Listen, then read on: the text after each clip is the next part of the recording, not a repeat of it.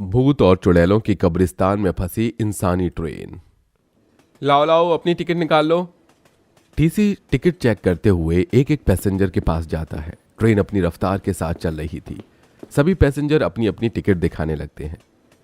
जनाब, अपनी टिकट निकाल लीजिए। अरे तुम्हें क्या लगता है कि मैं टिकट नहीं ली? मैंने टिकट ली है। अरे भाई, अगर टिकट ली है तो मुझे दिखा दीजिए, मुझे एंट्री करनी होती है। सुरेश उसके कहने पर चिढ़ने लगता है। ये लो, ये रही मेरी टिकट। भरोसा नहीं है तुम लोगों को। सुरेश ऐसा कहकर अपनी टिकट दिखा देता है। तभी एक जोरदार झटका लगता है ट्रेन को और सभी यात्री अपनी सीट पर झपट जाते हैं। अरे ये क्या हो रहा है? ये तुम लोगों को दिखाई नहीं देता कि इतने सारे लोग हैं जिनमें बुजुर्ग भी हैं? उनकी उम्र का कुछ लिहाज तो करो। इतनी तेज ब्रेक कौन मारता है? हाय, मेरी तो कमर ही टूट पड़ी। पता नहीं ये लोग क्या समझते हैं अपने आप को। तभी टीसी अंदर आता है। क्या बात है, ट्रेन अचानक से रुकी क्यों? सभी यात्री परेशान हो रहे हैं। ड्राइवर और उसके साथ उसका असिस्टेंट खड़ा हुआ होता है। ड्राइवर फोन पर एक ऑफिसर से बात करता है। सर, आप ये कैसी बात कर रहे हो? उस पटरी पर मैं इस ट्रेन को नहीं ले जा सकता। आप सब कुछ तो जानते हो, फिर भी ऐसा बोल रहे हो। जिस पटरी से तुम जा रहे हो वो आगे से पूरी टूटी हुई है। अगर तुम उसकी दूसरी पटरी से नहीं गए तो बहुत ज्यादा दिक्कत हो जाएगी, और जो ट्रेन में माल लोड है उसे पहुंचाना बहुत जरूरी है।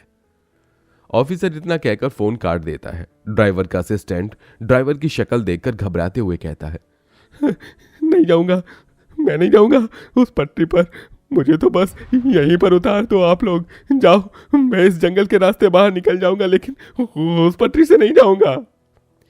क्या मैं जो सोच रहा हूं यहां वही सब चल रहा है? क्योंकि अगर ऐसा है तो मैं भी उस पटरी पर से नहीं जा सकता। मेरी बीवी है और अभी एक मेरा बच्चा भी हुआ है। इतनी जल्दी मुझे अपनी जान गंवाने का कोई शौक नहीं है। मैं भी मजबूर हूं, लेकिन तुम जानते हो ना, अगर तुमने मेरी बात नहीं मानी तो जिंदगी भर के लिए तुम्हारा सीवी रेस्टिगेट हो जाएगा और तुम कभी भी कहीं नौकरी नहीं कर पाओगे। यह सुनकर टीसी सोचने लगता है। कहीं भी नौकरी नहीं मिली तो बच्चों का पेट कैसे पालूंगा, घर कैसे चलेगा? अरे मैं तो जा रहा हूं, मुझे नहीं चाहिए ऐसी नौकरियां। ड्राइवर का असिस्टेंट ट्रेन से बाहर निकल जाता है, जिसके बाद ड्राइवर रोते हुए ट्रेन को चलाता है। हे भगवान, अब हम सब की रक्षा करना आपके ही हाथों में है। जहां ट्रेन रुकी थी वहीं ट्रेन दोबारा से चलने लगी थी। ट्रेन के चलने पर सभी शांति से अपनी अपनी जगह पर बैठ गई थी। टीसी का चेहरा उतरा हुआ था, वो भी चुपचाप बैठ जाता है। चलते चलते जैसे ही ट्रेन कब्रिस्तान के पास पहुंचती है, कुछ लोग खिड़की से झांक कर उस कब्रिस्तान का नाम पढ़ लेते हैं। अरे कहीं मैं कोई सपना तो नहीं देख रहा हूं? अरे ये हम लोग कहाँ आ गए? ये तो काशीपुर का कब्रिस्तान है और काशीपुर का पटरी पर हमारी ट्रेन चल रही है। अब नहीं बचेगा कोई भी। अरे अब सब लोग मारे जाएंगे। आमू चिल्ला चिल्लाकर पूरी ट्रेन में सबको बता देता है। अरे अपनी जान बचाओ, यहाँ अब कोई नहीं बचेगा।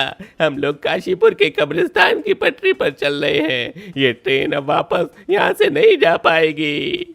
ये सुनते ही पूरी ट्रेन में भगदड़ मच जाती है। सब लोग अपनी जान बचाने के लिए यहाँ से वहां भागने लगते हैं। तभी अचानक से कब्रिस्तान के पास में ही ट्रेन अचानक खुद बंद हो जाती है। अरे जिस बात का डर था, आखिर वही हुआ। आखिर ये ट्रेन यहीं पर आकर रुक गई। यह तो होना ही था।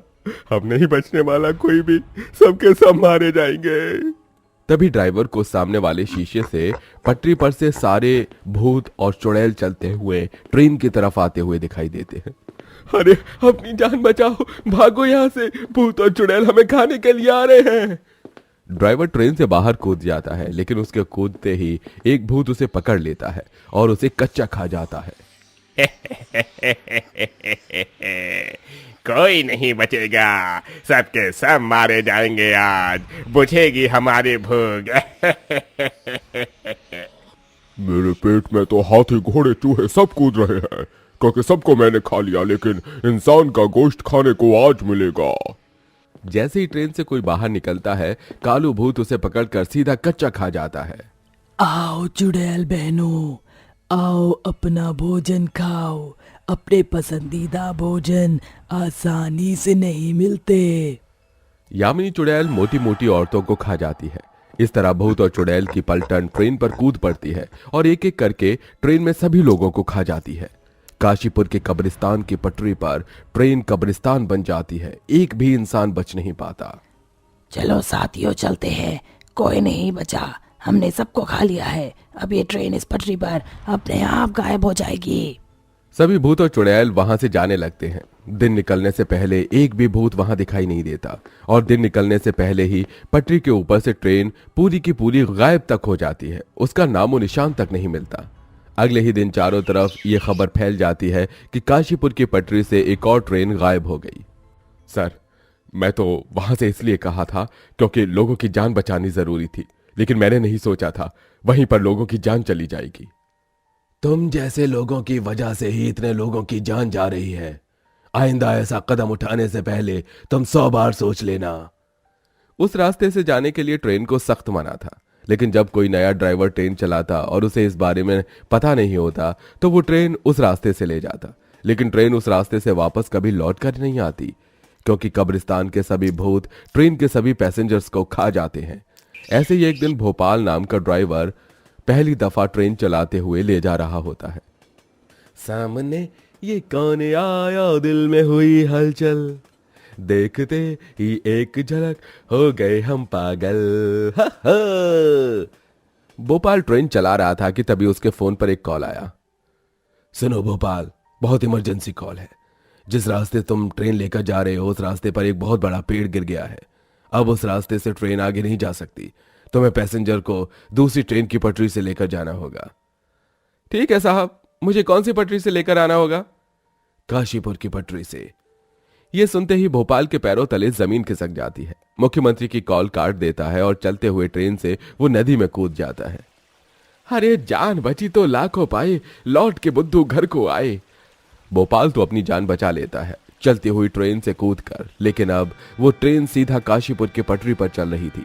जैसे ही काशीपुर के कब्रिस्तान बीच में आते हैं, ट्रेन अपने आप वहां बंद हो जाती है, जिसके चलते सभी भूत और चुड़ैल अपनी भूख मिटाने के लिए बाहर आते हैं और ट्रेन के अंदर का एक एक पैसेंजर मारकर खा जाते हैं।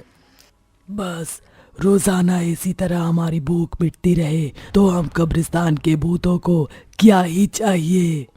आजकल इंसानों की ट्रेन बहुत कम आने लगी है, तभी तो हम जैसे भूत और चुड़ैल भूखे ही रह जाते हैं। दिन निकलने से पहले ही सभी भूत गायब हो जाते हैं। फिर से एक बार ट्रेन इस पटरी पर से किसी कारणवश जाने लगती है, लेकिन इस बार उस ट्रेन के अंदर कुछ बहुत ज्ञानी लोग बैठे थे जिन्होंने कई विद्याएं प्राप्त की हुई थी। उस ट्रेन में उन ज्ञानी लोगों के अलावा और कोई नहीं था। आज या तो उन भूतों का आखिरी दिन है या फिर हमारा, लेकिन आज के बाद कुछ तो बदलाव आएगा। हम सबको मिलकर अपनी शक्तियों का इस्तेमाल करना होगा, नहीं तो भूत हमारे ऊपर हावी हो जाएंगे। काशीपुर का कब्रिस्तान आने वाला है, अपने अपने हाथों को पकड़ लो और मंत्र का जाप शुरू कर दो। इधर सभी भूत और चुड़ैल एक दूसरे का हाथ पकड़ लेते हैं और ट्रेन के अंदर मंत्र का जाप शुरू कर लेते हैं। तो उधर आधी रात के समय ट्रेन चलते हुए ड्राइवर जैसे ही कब्रिस्तान आती है तो उसे सामने पटरी पर बहुत सारे भूत और चुड़ैल दिखाई देते हैं, जिसके चलते वो भगवान को याद करने लगते हैं। आज तो मैं गया, कोई नहीं बचा सकता मुझे इन दरिंदे भूत और चुड़ैलों से।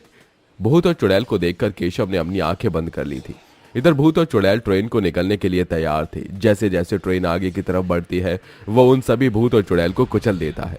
इसी के चलते वो सभी भूत और चुड़ैल भभूति बनकर उड़ जाते हैं और वहां से भूत और चुड़ैलों का हमेशा हमेशा के लिए नामो निशान मिट जाता है। हे भगवान, क्या मैं बच गया? अरे अरे, मुझे तो यकीन ही नहीं होता, पहली बार इस रास्ते से कोई ट्रेन बचकर बाहर निकली है, वरना तो आज तक कोई नहीं बचा। लगता है उन सभी लोगों ने चमत्कार कर दिया। ज्यादा शक्तियों का इस्तेमाल करने से शेखर, अमित, निकिता इन सभी की ताकत थोड़ी कम हो गई थी, लेकिन उन्होंने वहां से भूतों का साया हमेशा हमेशा के लिए खत्म कर दिया था। उस दिन के बाद से उस ट्रेन की पटरी से कोई भी ट्रेन जाती तो उसे कोई कभी नुकसान नहीं होता।